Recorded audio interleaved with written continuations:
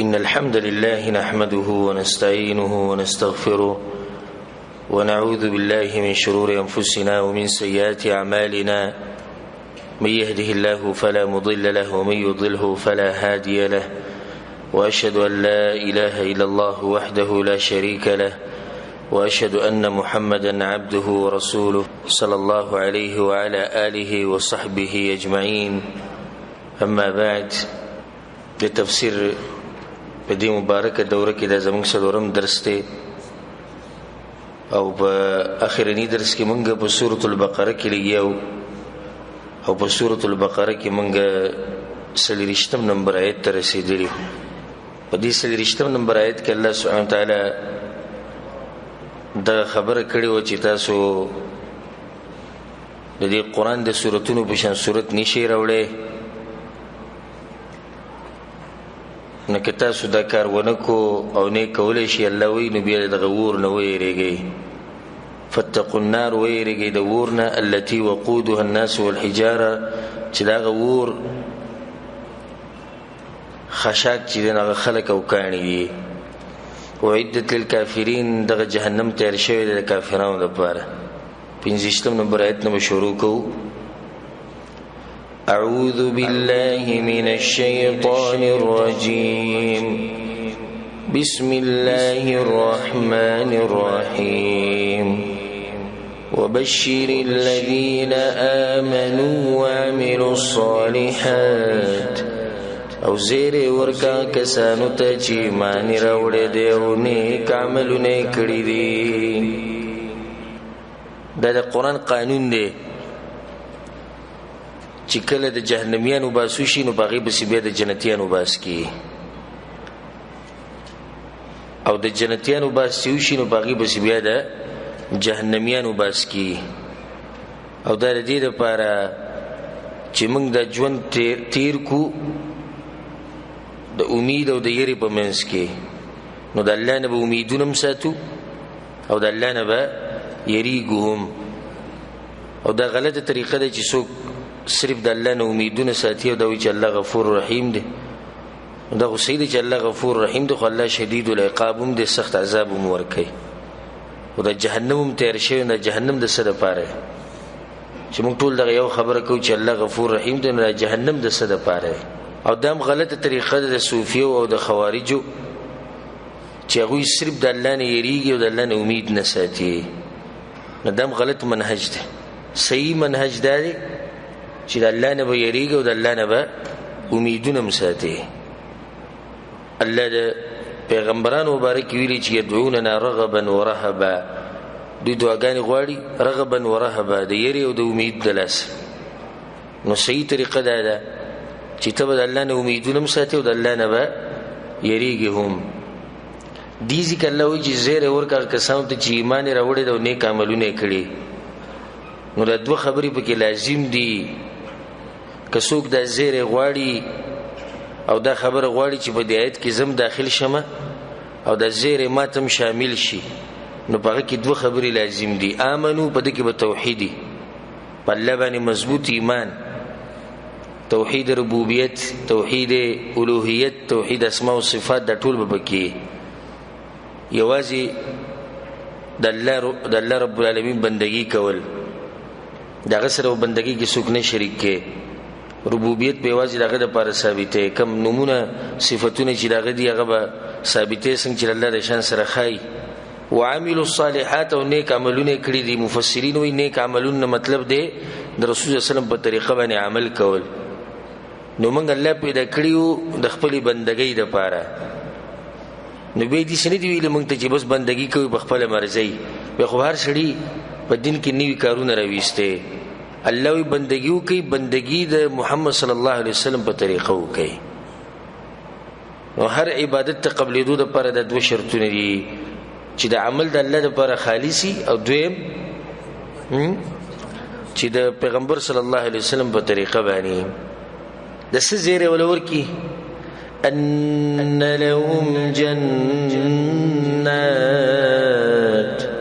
چې بشک د دوی د پر جنتونه دي تجري من تحتها الأنهار چې بېږي بلاندې د هغې نه ولې كلما رزقوا منا من ثمرة الرزق هر کله چې ورکړی شي هغوی ته د هغې نه څه میوه د پاره د خوراک قالوا وی باغوی هذا الذي رزقنا من قبل دا هغه څه دي چې راکړی شوي موږ ته مخکې د دې نه واتوا به متشابها او را بوړی شي دوی ته دا رزق چې مشابه وي یو شان وي ولهم فيها أزواج مطهرة او د دوی د پاره به په دغه جنتونو کې بیبیانې پاکې کړې شوي وهم فيها خالدون او دوی به په دغه جنتونو کې همیشه د ایمان او د نیک عمل فائدہ ده د جنت پرته ملوي سلور قسم نعمتونه دي سلور قسم نعمتونه دي چې ذکر شو جنات کور شو رزق خوراک شو ازواج ملګری شو خالدون د مرګ ختمې ده شو اوس کته سړی ته چې تعالی جنت تر کوم باغ خو په دې باغ کې وبني دا باغ مزه نه کوي نلوي جنات تجري من تحت الانهار ولي وبږي بي خولي وبکیم بيږي باغونه به خوراک چې بږي سني د مزه نه کینو تش باغ کې ناسيو وبږي بيږي وږي شنو سبق الله ان كل ما رزقوا منها من ثمر رزق وتملاوي رزق ملاوي جنت مشتي ولي بکیم بي خو یوازې بږي سړی تنګي ولهم في ازواج مطهره ببيان وبکي دا به ملګری خانو چې دومره اوچت نعمتونه په ځل کې یې راځي چې کې دي چې دا ختم شي الله وینه وهم فيها خالدون دوی به کمیشي كلما رزقوا منها من ثمره هر کله چې ورکړي شي دوی ته دا غینه سمېوا رزقا د پاره د خوراک وای به دوی چې هذا الذي رزقنا من قبل د خوراک لري شی ومنګ ته مخکې د دینه دې دوه مطلب دي مخکې د دینه په دنیا کې ووتو به متشابه او را بوړي شي د رزق دوی ته چې مشابه وي د دنیا د میوه سره نو د جنت میوه د دنیا د میوه سره په نمونو کې یو شان دي او په خون کې سری جدا دي په نمونو کې به یو شان خو په خون کې به جدا دي او یو مطلب دام ذکر کوي باز علما چې دوی چې کومه میوه خوري دغه خون به بدلی نو دوی وو چې رکسات مخکې موږ دغه میوه خورلې او د جنت نعمتونه مثال کې ته کېله خوري جنت کې یو کېله دی خوړه بیا به بل خوري یو کېله دی خوړه بیا به بل خوري نو د دې بلې د خون به جدای به چې بل خوري دای خون به جدای دوی وو چې د خلکسات مخکې موږ وخوړه او دې خون جدای نو دې ذکر الله سبحانه وتعالى اغه نعمتونه ذکر کړو ولهم فی ازواج مطهره بیبیان به پاکي د ګندګونه دنیا ګندګي چې کومه ده نه پاکي د رذیل او اخلاقونه به پاکي د حیض او د نفاس د سلوختین به پاکي هیڅ قسمه بیماری مرض ګندګي او باغونه راځي بالکل پاکي بیبیان به الله دې مونږ ته نصیب کړي کله چې الله سبحانه وتعالى د منافقانو غدو مثالونه ذکر کړو تاسو ته یاد دي کنه پرون موږ بیان کړو یو مثال د وبو بل مثال د ور نو دی منافقانو دا خبره وکړه دی مشرکانو دا اعتراض وکړو چې دا څنګه کتاب د چې مثالونه پکې بیانې مثال خو انسان بیانې انسان ته ضرورت الله ولې مثالونه بیانې دا څه خبره شو چې الله کله د مچ مثال بیانې او کله د جولا مثال بیانې او دغه منافقانو مثال بیان کو په ور او په باران سره دا څه خبره شو الله د آیت نازل کو ان الله لا يستحي يقينا لا حياء كي ان يضرب مثلا ما بعوضا د دین چې بیان کی یو مثال د ماشی فما فوقها یا داغینا برا الله رد کو باغوي باندې چې په مثال راوړو کې خو حکمتونه دي او نقصان پکې نشته. مثال راوړو کې حکمتونه دي او نقصان پکې نشته، بلکې په مثال سره خبره واضحه کی. بس علما دا وی چې دوی اعتراض کو په سورۃ الحج کې الله د دې معبودانو د دوی چې کوم معبودان دي د مشرکانو دوی مثال دغه سره ورکړو د مچ سره چې د مچ نم کمزوري. په سورۃ العنکبوت کې د جولاګي سره یا د جولا سره مثال ورکړي. دوی اعتراض کو الله ول جواب کو چې وای دې کو زه حیا نه کوم، دې کې زه حیا نه کوم چې زه د مثال کې ماشه ذکر کوم یا د ماشي نه بره. د ماشي نه بره د دوه مطلب فما فوقها یعنی د ماشي نه غټ مثال د ماشي به مثال د جولا غټ ته ماشه جولا نو د دې نه غټ یو مطلب دام دی فما فوقها یا د غین زیات په وړوکوالي کې ماشه وړو کې ده کنه. الله چې د دینه وړو کې څه شی هغه مثالون بیانوم. مثال سره خبر واضح کی دا قمقلان دي چې بده خبره اعتراض وکړو. مثال خو رب العالمین دې پر بیانې چې دا خبره زموږ په ذهن کې کینی. دې ځکه دا فائدې ده ساتي چې حیا په دوه قسمه یو هغه حیا ده چې هغه شریعت زموږ نه غواړي، بل هغه حیا ده چې شریعت زموږ نه غواړي. کما حیا چې شریعت زموږ نه غواړي هغه حیا ده چې انسان د حق نه منع کوي. لکه یو سړی دی حق نه بیانې ولی حیا کوم زه پلار ته نصیحت وکړه، رور ته وکړه، کاکا ته وکړه، ماما ته وکړه، نه چې مشران دي زه دغونه حیا کوم بیا برته غوي چې ته څه مسلې بیانې. نو دا حیا ښه حیا ده نه، دا حیا زموږ شریعت نه غواړي. یو سړی حیا کوي په دې کې زه دین نشم زده کولای، درس کې نشم کېناسته، ته پوښتنه نشم کولای ولی ما ته حیا راځي. دا حیا شریعت نه غواړي. حیا چې کوم خپل زیره هغه حیا زموږ شریعت غواړي. او رب العالمین کوم د حیا د صفت ته څنګه چې الله د شان سره خای.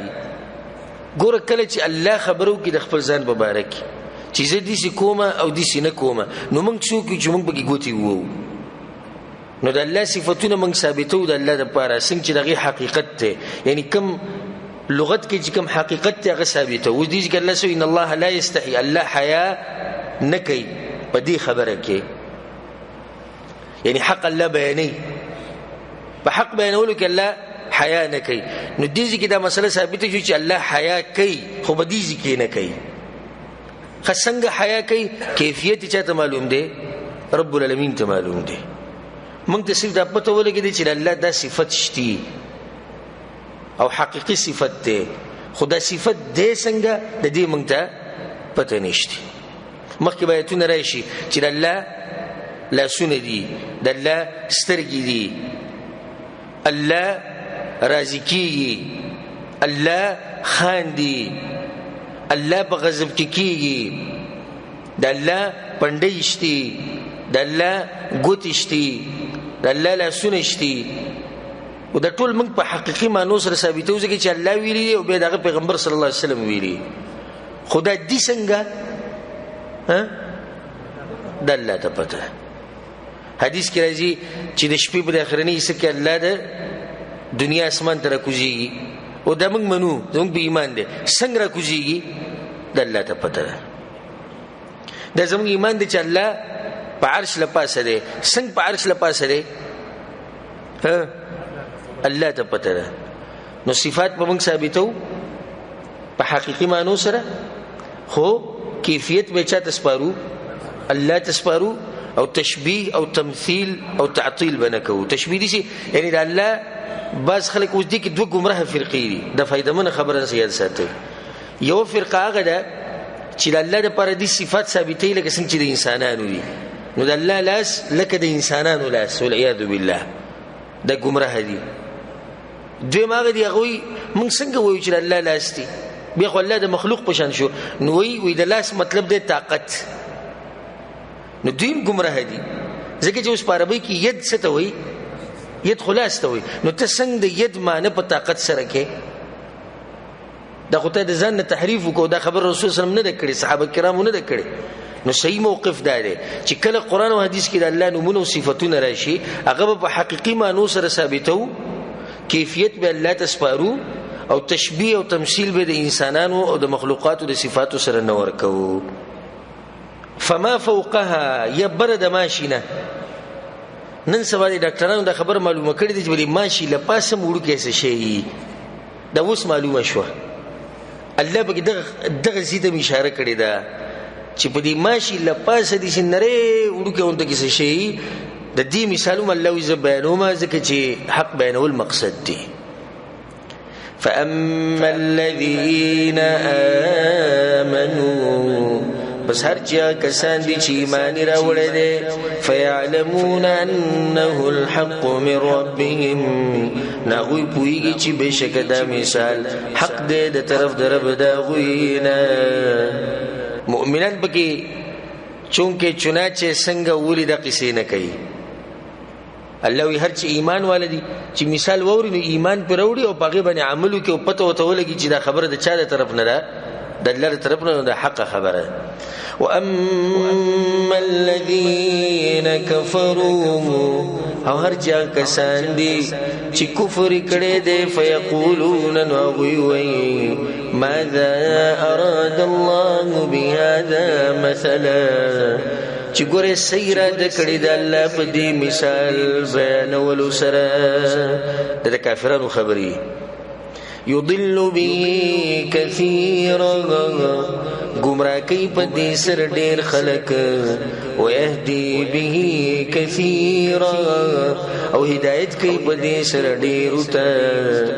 دغه مثالونو د لاسه باز خلک گمراه شي او باز ته هدایت ملو شي. یعنی ایمان ولا مثال د خپل رب د طرف نه حق غني. کافران په اعتراض کوي چې الله سیره د کړي د جله مثالونه بیانې نو الله فائدہ بیان کړه چې په دې مثال بیانولو سره ډیرو خلکو ته هدایت ملو شي ډیر به گمراه شي. او دا کم چې گمراه کیږي د نافرمانی د الله سره سره ظلم نه کړي. د دې مثال له لکه یو سړی د چرګ غوخه او د چرګ غوخه خشه ده که بد شه ده خشه ده خو د بعضو بیمارانو د پاره سره بد دی. نو د چرګ په دې غوخه کې نقصان نشتی نقصان په دې بیمار کې دی. نو نقصان په دوی کې چې دوی نه فرماینه وو ځکه دوی د دې مثال نه فائدہ وانه غست. وما يضل به الا الفاسقين او نه گمراه کیږي په دې سره مگر نافرمان خلق گمراه کی. مؤمنانو ته هدایت خډيري او دغه ایمان خه مضبوطي. اوس درې نافرمان خلقو صفات الله بیانې.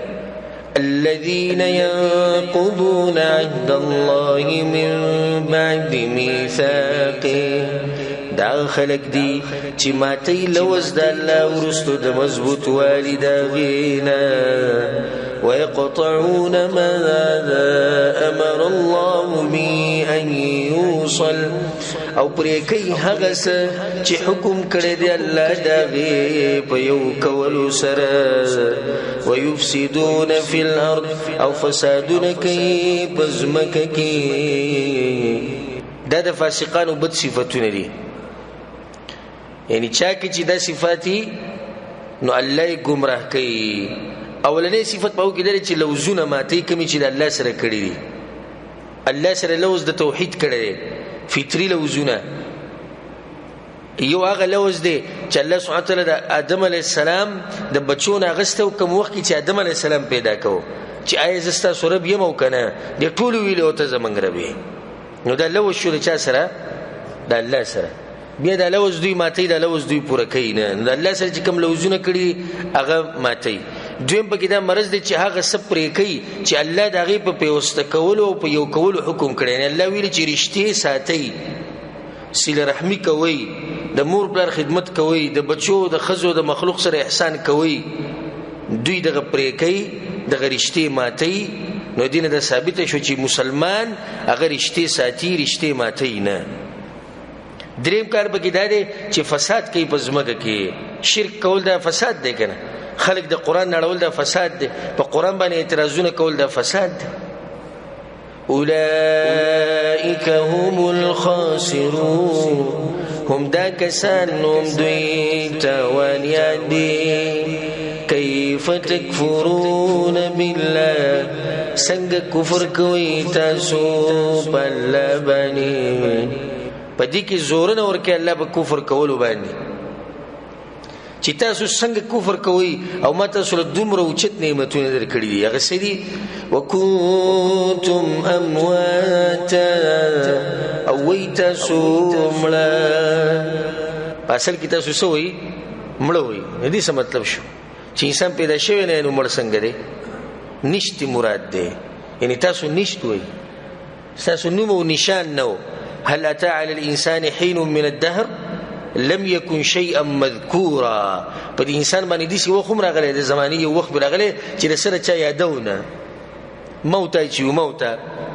زمونږ والدینو چې لوادنه وکړي د یو بل سره ملو شي نو زموږ تذکره چا کوله چا یاد کړیو چې پلانې به یو بیا به دغه بچي او بیا به دغه خزي د سره زمونږ نوم او نشان نو دا مونږ مړو نو فاحياكم نو الله را ژوند کړی دنیا ته راوستي در الله نعمت ته کنه ثم يميتكم بیا بوجني تاسو بیا بمرګ راځي ثم يحييكم بیا بتاسو را ژوند کوي ثم إليه ترجعون بیا بخاص الله ته واپس کیږي نو د الله نعمتونه شو تاسو نشته اشته کړی اوس د دین بعد بل نور نعمتونه ذکر کوي چې حاصل داري چې زمکه ټول شي زول الله تاسو لپاره پیدا کړی د زمکه کې چې سړي د الله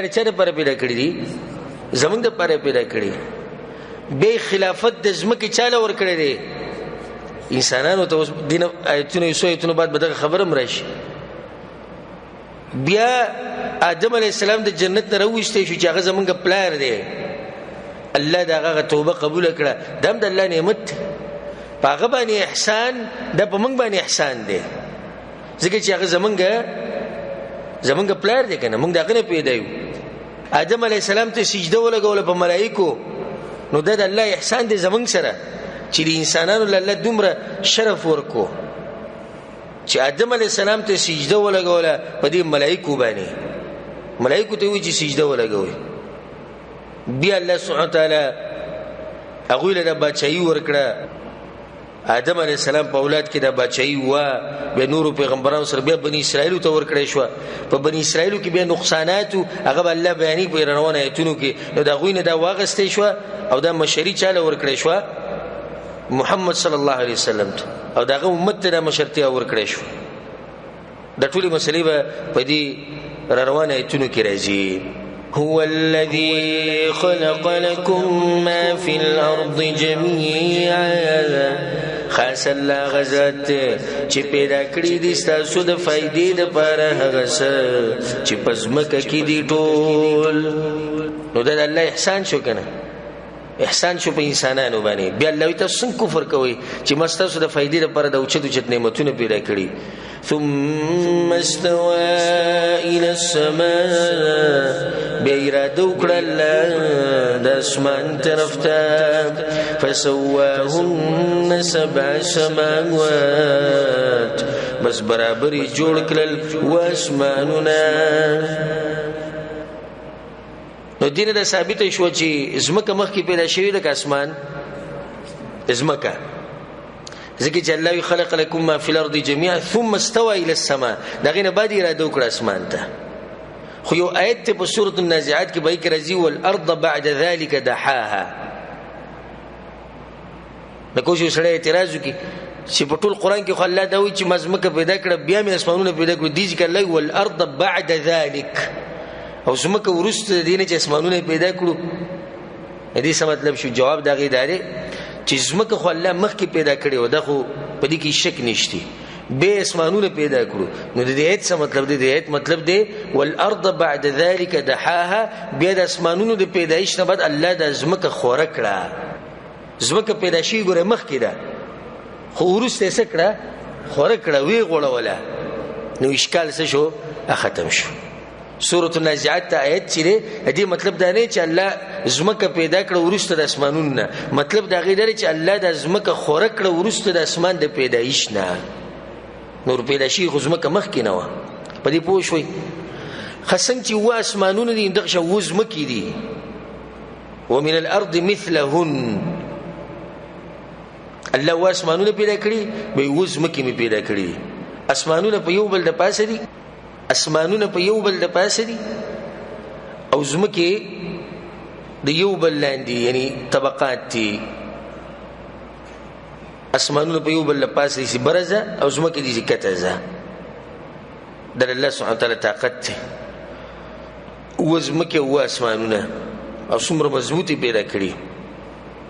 وهو بكل شيء عليم، وغلا بهر شي باندې په هده. وإذ قال ربك للملائكة، او کله چې وی رب ستا ملائکه ته، مخکې زمکه ذکر کړه کنه، اوس د زمکه خلیفہ بیانوي. او لکسات مخکې سوي وهو بكل شيء عليم، الله په هر څه باندې پوه دی. اوس دا خبره بیانې الله چې ملائکه او پیغمبرانو موږ په غیب باندې نه پوهیږي. دا خبره اوس په دې ایتونو کې ثابتې. نو کله چې وی الله ملائکه ته، او دا فائدہ دا ول نه یاد ساتي چې ملائکه ته فرشتي د موه په پښتو کې او فرښتې یا فرشتہ او فرښتہ، ځکه چې دې کې ضمیر د مؤنث لپاره استعمالي، زنانو لپاره. فرشتي رااله، فرشتي لاړې، فرښتہ رااله، فرښتہ لاړه. نو دې کې موږ ملائک رالو، ملائک لاړو. او یو چې دغه ته ملک وای، ملک راغی، ملک لاړو. ها اردو کې سیدا، اردو کې د فرشتي په دې کې د ضمیر چې دغه مذکر ته راځي. فرشتے آئے، فرشتے گئے، فرشتے نے کہا، فرشتے نے بتایا. نو دا د نارینه لپاره استعمالي. نو دا فائدې ځان سره یاد ساتئ. وَإِذْ قَالَ رَبُّكَ لِلْمَلَائِكَةِ، او کله چې وی رب ستا ملائکه ته إِنِّي جَاعِلٌ فِي الْأَرْضِ خَلِيفَةً، یقینا ز پیدا کونکي يم بزمکه کې یو بچا. خلیفہ بچا ته وی چې الله حکمونه په ملک کې نافذي، د دې سویل کې خلیفہ. و دې کې سوال دی چې الله ته څه ضرورت ته چې ملائکه ته وی زدي سي کومه، خو کړه وی ډایرک. نو ملائکه نو سلام مشوره لري. جواب دو خبرو دلاسه. یو دا چې الله د انسان د عزت ملائکه ته خي، او دویمه دا چې الله د انسانانو ته د مشورې تعلیم ورکړي چې کله تاسو سکار کوئ نو څه کوئ؟ مشوره کوئ. نور رب العالمین ته ضرورت نشي چې هغه ملائکه نه تپوس کوي، بلکې دلته تپوس خو نه کوي، هغه خبر ورکړي چې زه دې سې کومه.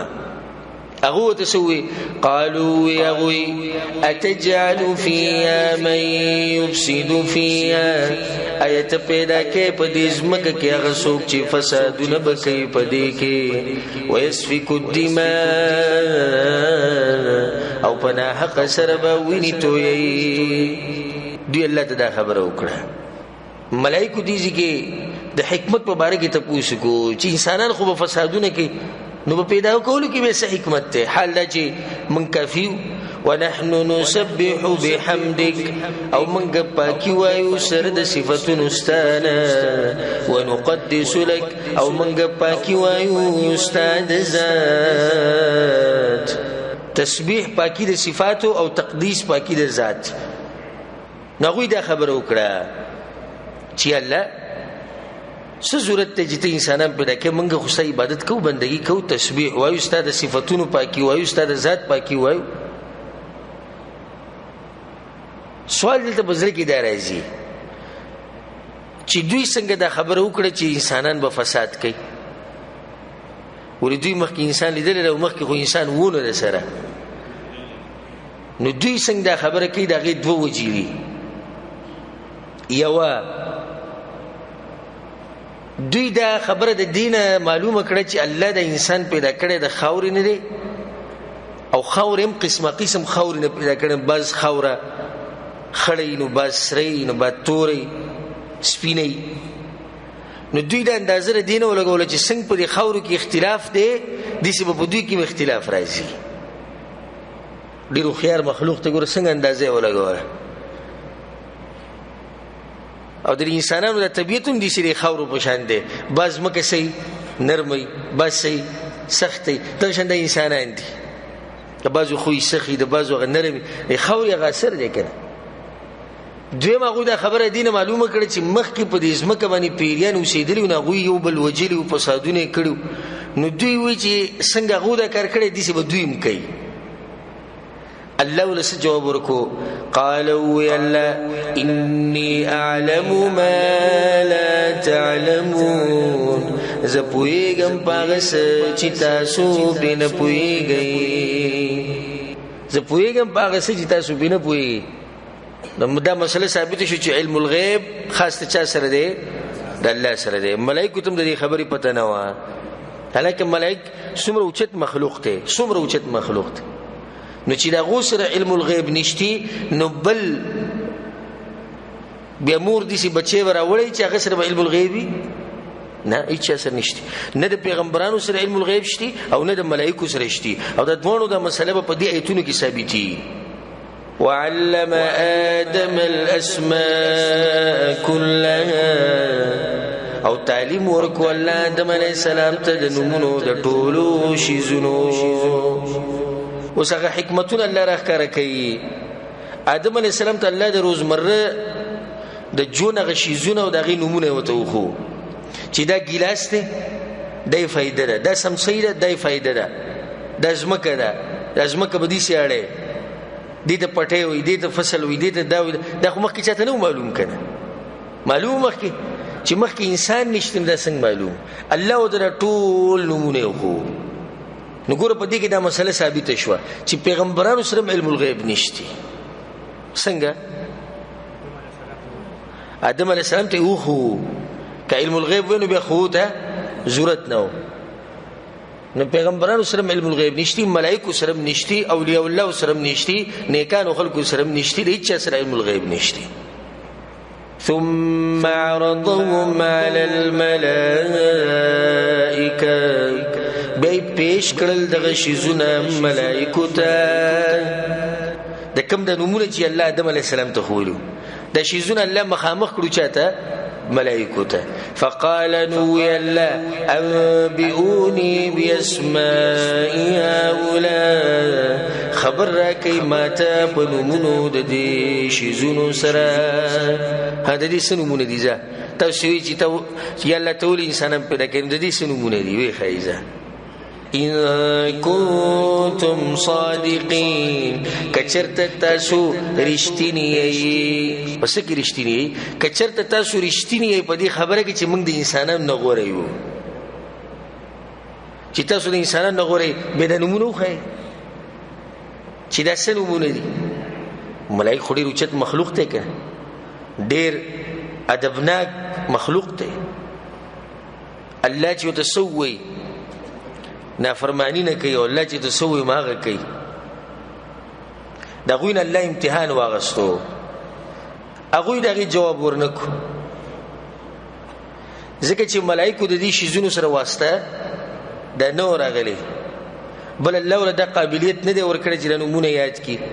انسانانو له ورکړي چې انسانانو ورته ضرورت دی ګلاس کاسا منګه سمسي منګو ته ضرورت دی. موږ به خوراک کو اسخاک کو د ملائکه ته ضرورت دی او خوراک اسخاک نه کوي کنه. الله ورته وی سید دین نمونه وای نه غړي رچت خلک دي. قالوا اوي ملائکه سبحانك فاكيد استاد پاره الله لا علم لنا الا ما علمتنا. هیڅ علم نشتی مونږ ته مگر هغه چې ته مونږ ته راکړې. مونږ سره هیڅ علم نشتی اوس هغه مر علم نشم رې ته راکړې. خپل نقصان هغه ومنو او د الله کمال بیان کو.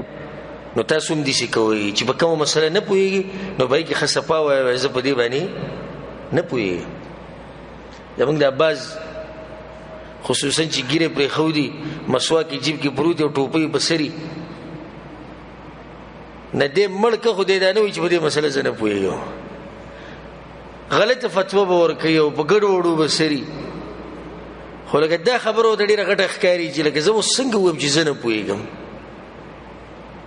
حالانکه دې سی ویل چې زنه پوهیږم دا نیم علم دی نیکان خلک د الله نه یریدونکي خلک هغه ته دا ټکی ډیر آسان دی بس لنډه زنه پوهیږم په دې مسله امام مالک رحم الله پسې د عراق نه څخه کسان راغلي ته پوښتنه دي کول نو دی وسو سوالونو جواب ورکو او غالبا په باره کې وې زنه پوهیږم نه خلکو ته امام صاحب مونږ ته پسې د عراق نه راغلي او خلک بسوي چې دا امام دیو د رسول په جمعات کې درسونه کوي او دی وی چې نه پوهیږم وی ورشي یو دقه الفاظ وته وی چې مالک وی چې زه نه پوهیږم دې ته وی تقوا امام مالک څومره چې انسان دی خو چې په یو مسله نه پوهیږي نو خصفای وی زه په دې نه پوهیږم ملائک څومره چې مخلوق ته الله ته وی الله موږ سره خو بس هغه علم د کم چې تاره کړی نور خو موږ سره علم نشته نو هر انسان له پکار ده چې په کوم خصوصا دینی مسایلو کې دین په مسلو کې ځان خبرې نه کوي یو مسله ته نه معلومه خصفه او ماته نه معلومه او زموږ د پښتانه سادهګان دي خو بس دوی چې هر سورګیره شاګول لې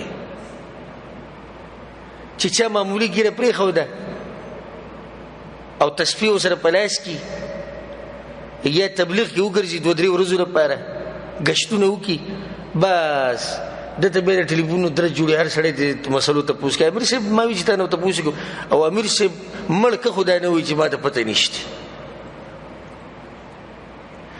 ولې چې امیر صاحب دغه په خرابي نه دا سټانډرډ په دغه خرابيږي او ځکه چې بیا هغه په ځل کې چې ګوره د بوسوي چې د څنګه امیر صاحب د لګشتونم کړی او د څنګه عالم دی د لګیرم خو د سره مسواکم جیب کې پروت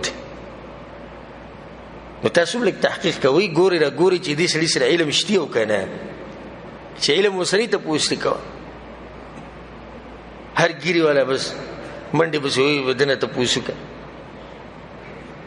اور چله د عمر کې مولوی سے او قاری سے نو بدی کې احتیاط ډیر کوي چې سړی د دې حقداري چې راغني ته پوښتنه کړي شي نو ته پوښتنه کوي او چې سړی دې حقدار نه نه ته پوښتنه کوي انك انت العليم الحكيم یقینا ته په پر سبد او حکمتون علی یلو ته حکمتون علی مته دا حکمت مونږ ته نو معلوم چې آدم علی السلام ته بدن نمونه یادي ته حکمت خو ته معلوم قال يا آدم وبأسمائهم الله آدم خبر ورکړی ته په نومونو دغه شیزونو الله تعالی آدم علیه السلام غو مقام راخره کوي وزته وته وایزه فلما انبأهم بأسمائهم نو هر کله چې خبر ورکو غوی ته په نومونو دغه شیزونو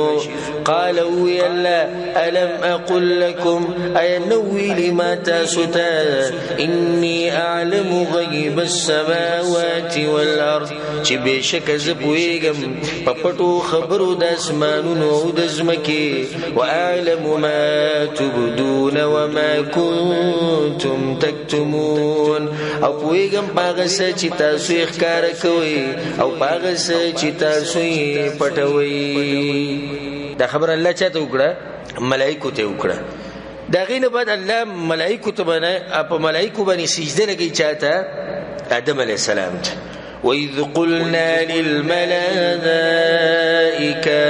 او کله چې منګ وې ملائکه ته اسجدوا لآدم سجده وکي آدم علیه السلام ته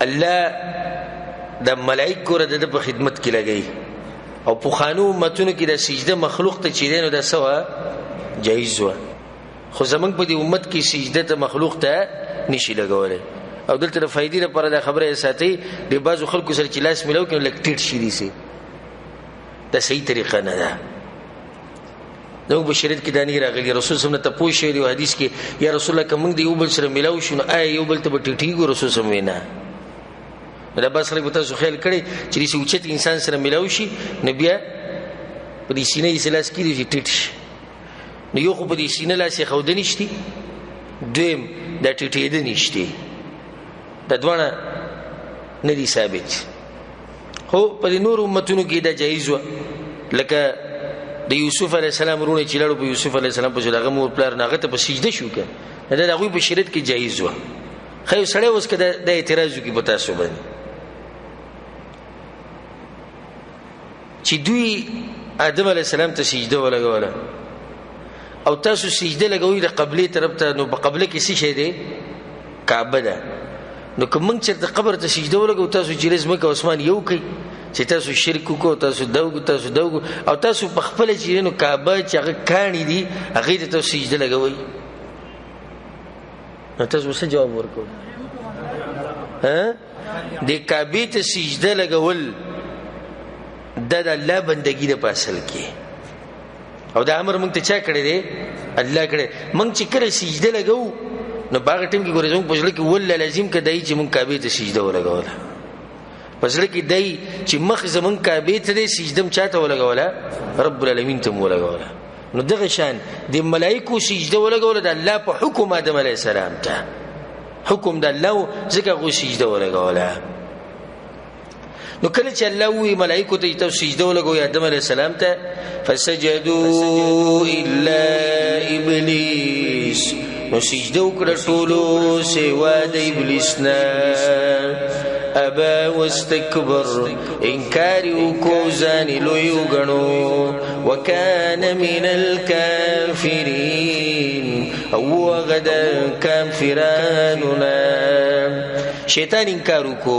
ځان لوی وګڼو چې خزه زه د ور نه پیدا یم او د دې د خټو نه پیدا کړی زبوده د سجده لګو او ان شاء الله د دې تفصیل به په سورۃ اعراف کې راشي او په نورو سورتونو کې به تفصیلی واقعه راځي ده دلته الله مختصر ذکر کړی ده اولنی ګناه چې پاسمانونو کې شوی ده هغه کومه ګناه شو نافرمانی خو شو د صد لاسه حسد دلاسه او بیا تکبر دلاسه د دوه غټي بیماریاں دي چې د دې لاسه شیطان تباہ او برباد شي نو ځان لري ساتي د حسد نه شیطان حسد کو د آدم علی السلام سره چې ول الله تعالی دومره اوچت مقام ورکي چې موږ ته وځي سجده ولګوا او به تکبر کو ځان لوی وګڼو چې زه د ور د لمبونه پیدا یم او د ترې سجده لګوم چې هغه ته په خپل لاسونو الله پیدا کړی د خاورو نو تکبر وکړو حسد وکړو و دې ځکه بل سوال ځل کې راځي و اذ قلنا للملائکه وکله چې موږ وې ملائکه ته سجده ولګو آدم علیه السلام ته سجده وکړو ټول وې بغیر د ابلیس نور د ابلیس په ملائکه کې وسو دا حکم ملائکه ته دی کنه دی و ابلیس په کې سجده ونه لګو د ابلیس په ملائکه کې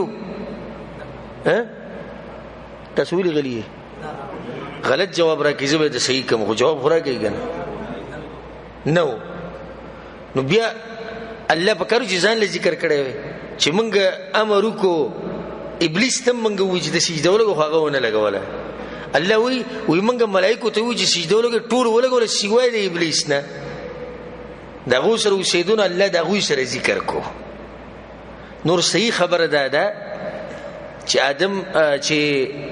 آدم علیہ السلام چې کله پیدا شو ملائکه ته سجده ولګول سیوای د ابلیس نه نو ابلیس ته ملائکه نه دی او دا خبره الله په سورۃ الکهف کې کړی ده فسجدوا الا ابلیس كان من الجن وغد سنه د پیریانو نه نو ابلیس چې دا په پیریانو کې دا تفصیل ما ده اعوذ بالله من الشیطان الرجیم سره ذکر کړو یاد درې کنه یاد تاسو ته د مالته ذکر کړو او دا خبره ما ذکر کړو چې دا خبره د پښتنو کمزور دي چې ابلیس د ملائکه سو استادو دا سي کور کې جوړه شي خبره ده سند مرد نه لري دا مضبوط بلکې هغه دوی سره وسیدو انکار وکړو انکار د حسد او تکبر د لاسو کو وکانه من الکافرین او هغه د کافرانو مطلب چې الله په علم کې و چې د سند دی د کافرانو الله ته مخکې نه پته و چې دی به سجده نه لګوي. وقلنا يا آدم أو من يا آدم اسكن أنت وزوجك الجنة وسيقت وبيبستان بجرتك. آدم عليه السلام ودغه بيبي حوا الله غوله جنت ورکړو او دا حوا د چانه پیدا ده د آدم عليه السلام نه پیدا ده. نو دې چې دا فائدې ده ساتي سړی د سنه پیدا ده د خاورینه خزر سنه پیدا ده د سړینه. نو ځکه خزر په سړی ډیره مهینه بخپل خاون او سړی په دې پټو بزمو کو ډیر مهینه. اکثر کمزوري ایمانونه ولا به کوي خزر په دې غزمه کې بنه پری دا د بغیرتوب خبرې دی ولیاذ بالله. دا زمکه تار اټینګ کړو خزر د نه لاړ نو څه غیرت پاتې شو او څه عزت پاتې شو. خدای می تاسو ته فائدې ذکر کړه چې آدم علی السلام پیدا د خاورې نه دی، حوا بیبي پیدا د هغه د پختې نه. نو دا خزر د خپل خاون ډیره مینه چې د سړی نه پیدا ده کړ او سړی نه د زمکو د پټو د دې غم ډیر راغسته. او دا واضح خبره چې خزه چیرې د سړی نه زیاته وفاداري او کله کله دې سکیږي ډیر لک کیږي چې خزه وفادار نه او سړی وفاداري. خو نور عام حالاتو کې د خزه وفا د سړی د وفا نه زیاتې. د خزه چې خاول مرشي اکثر یو بچی ته چې ویخته سپین کی او د سړی چې خزه مړ شي لاسنیوي راوتري او د غاړې ګوري را ګوري یو تر بل تر به کسب جری ملو شي. نو خزه ډیر وفادار او خپل خاون ډیر مینه. نه د دې کې یو فائدې ذکر شو. الله آدم علیه السلام او بیبي حوا له جنت ورکړو او دوی ته ویلو چې تاسو دوه دې کې اوسېږئ. وكلا منها رغدا حيث شئتما او خوراک کوي د دینه پراخ کمزې کې جستا سو خوخي. ولا تقربا هذه الشجرة او من يجديكي دي ونتا فتكونا من الظالمين نشيبة سود ظالماننا. دا بي الله امتحان راوستو او دا الله امتحاني دي سي ناشنا امتحاني لکه اوس په جنت کې ونی دي د دې یو ونی مبارک او توي دي لبنه شي خداونه د سوا نو بدی کې بعض خلک سوي او سوي خو صحیح خبره ده چې په صحیح سند سره دا خبره نه ده ثابته چې لونه د سوا. او رب العالمین مونږ ته هغه خبره ذکر کوي چې د کومه مونږ ته فائدې ملوي. اوس دې کې مقصد د خبرې چې لونه ذکر شو بس دغه مقصد ده. خداونه د سوا د سنوا کدا ذکروم نشو نو نقصان نشتی هیڅ نقصان نشتی. خداونه د سوا الله علم خو یو ونه وا چې الله د آدم علیه السلام او بیبي حوا منع کړو چې تاسو بدیل نه زی. فازلهما الشیطان عنها نو خو ولدت وانه شیطان داغه ونی د خړلو د وجینا فاخرجهما مما كان فيه بس راوی وستل د دوانه داغه نعمتونو نه چې وبګی دوی. شیطان وته وسوسه واچول او داسي دسی لکه اوس مثال کې تاسو موبایل له په دې موبایل کې ته حلال څه ګوري خو چې کله به حرام سره شي نو شیطان به ته ډېر وسوسه راځي چې زه خیر لک سات له کولاو کو یو تصویر دا یو سندره د ولیاد بالله وای ورو خیر ده. نو په دغه خبره کې به شیطان ډېر زور راولي.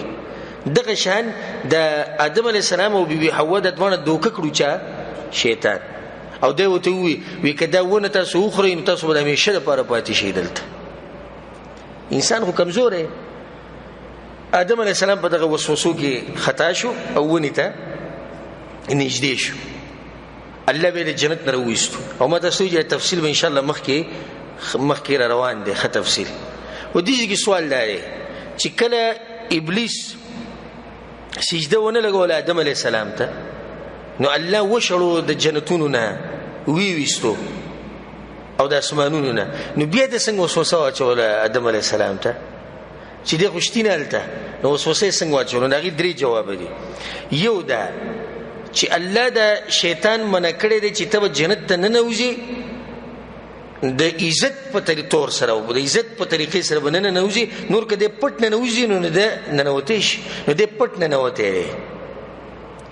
دویم بعض مفسرین وایي چې دې د یو مار په خوله کې ننوتی و، یو مار جنت ته ننوتی و، دې د هغې په خوله کې پټ شوی. او دریم دا چې ده ورته وسوسې اچولې وي د دروازې د خوا نه. د کوم ځای نه ورته وسوسې اچولې؟ د دروازې د خوا نه. وقلنا اهبطوا بعضكم لبعض عدو، او منګه وی کو شیطان سو باستا سو بد بازو د پاره دشمنانی. یعنی د انسانانو د پیریانو به یو بل سره چلیږي دشمنی، و شیطان به د انسانانو سره دشمنی کوي مسلمانانو سره.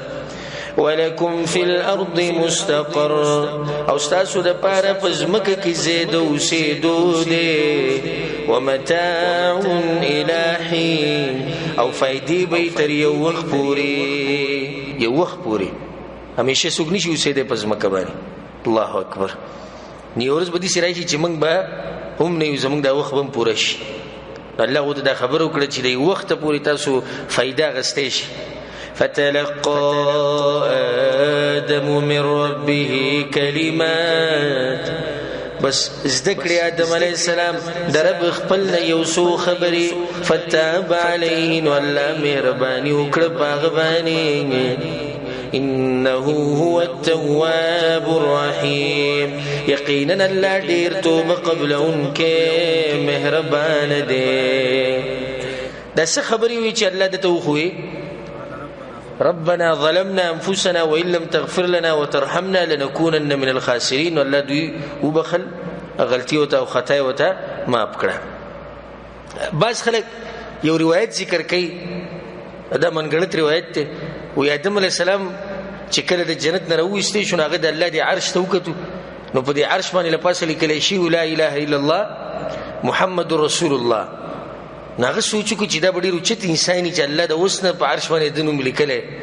نو وی یا الله ما وبخه د دې سړي په واسطه باندې چې تا ول د نوم دلته لیکلی. نو الله ته تا څنګه پته ولګي چې دې دوه اوچت سړی دی؟ یا الله ته د اوسنه د عرش باندې د نوم لیکلی، وی الله وبخ. نو یا خدا خبر رښتیا ده، او یا الله دا خبر رښتیا ده چې الله په قرآن کې چې هغوی دا خبره کړې وه. نو الله رښتیا وایي، نو دغه خبره منګړت خبره ده، د دروغ خبره ده.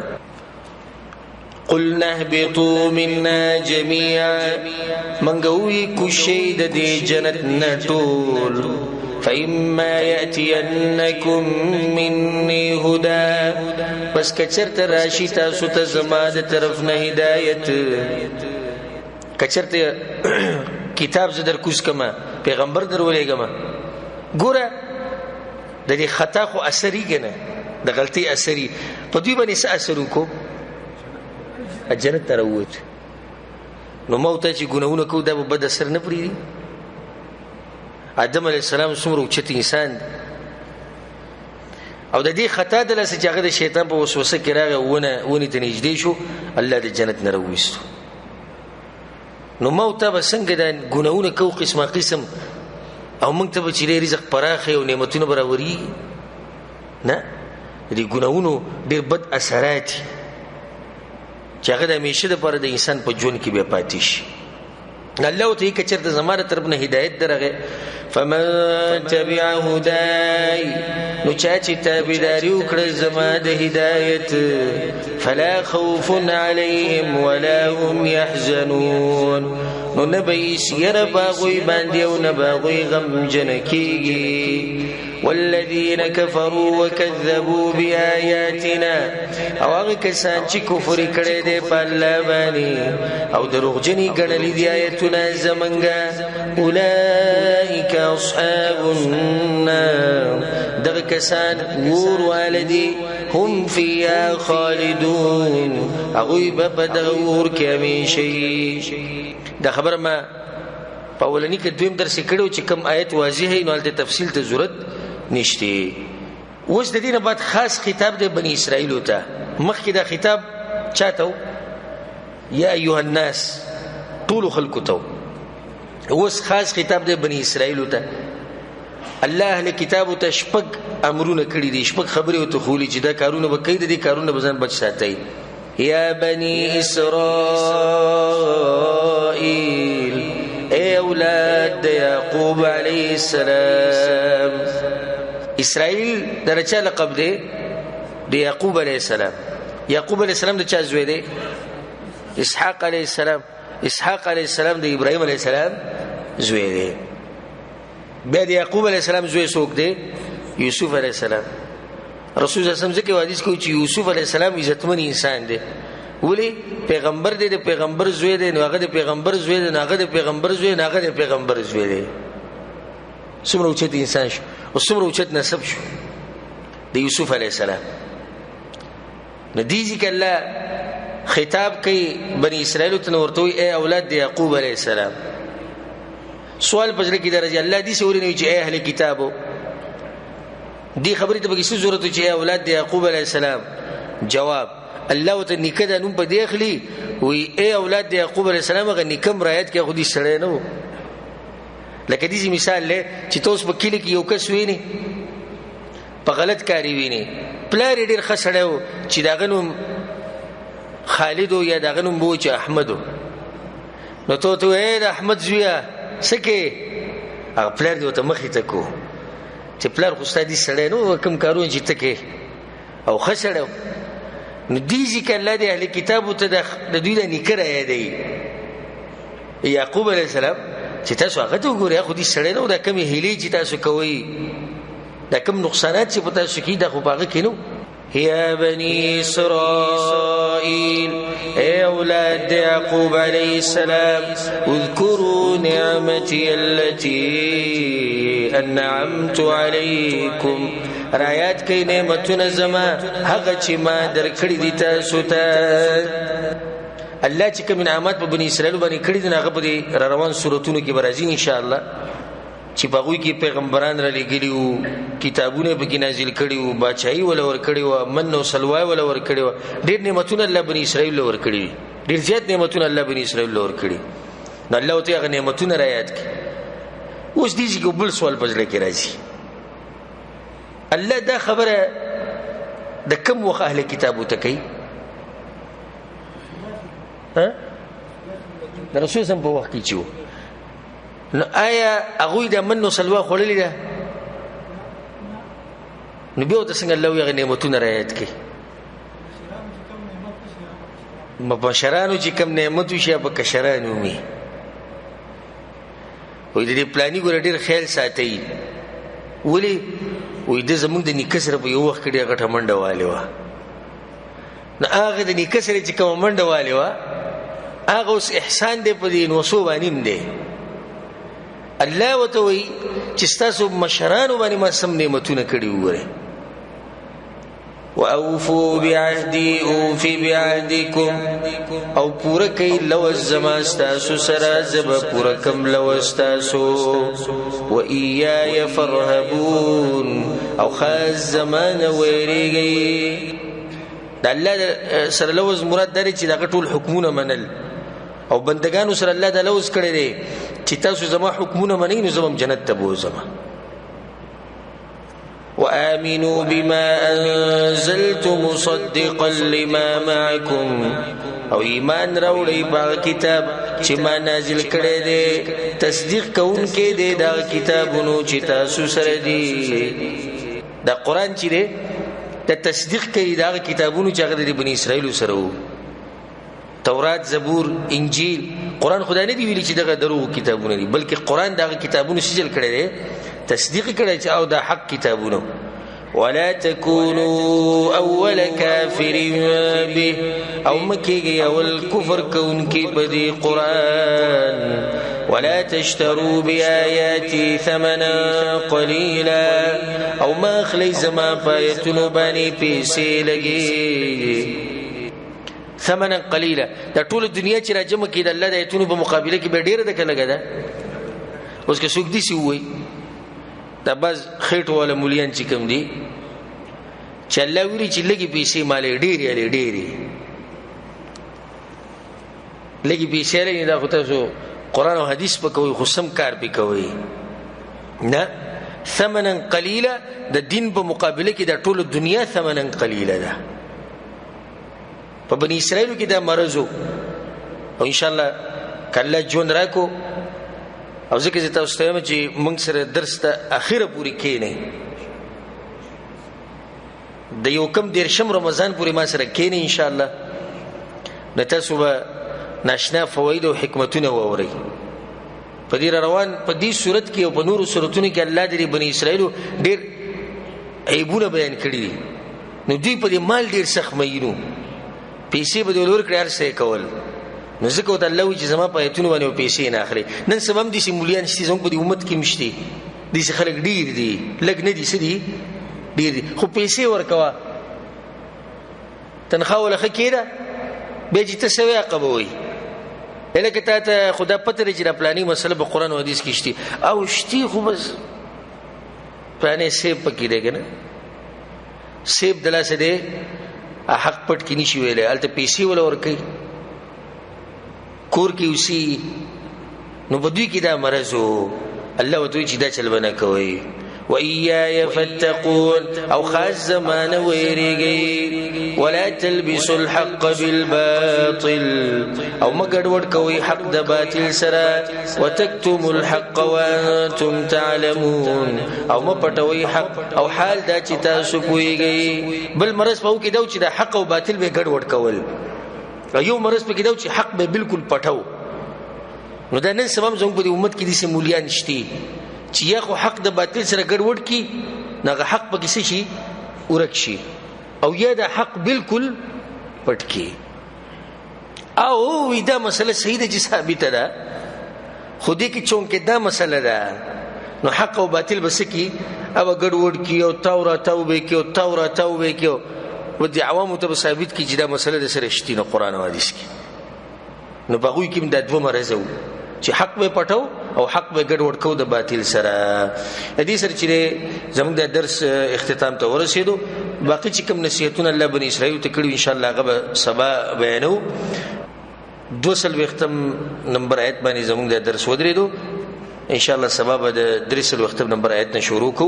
الله سبحانه وتعالى دې موږ په قران او حديث باندې پوه کړي او الله سبحانه وتعالى دې موږ له توفیق راکړي قران او حديث باندې عمل کولو. هذا وبالله التوفيق وصلى الله وسلم على نبينا محمد وعلى اله وصحبه اجمعين.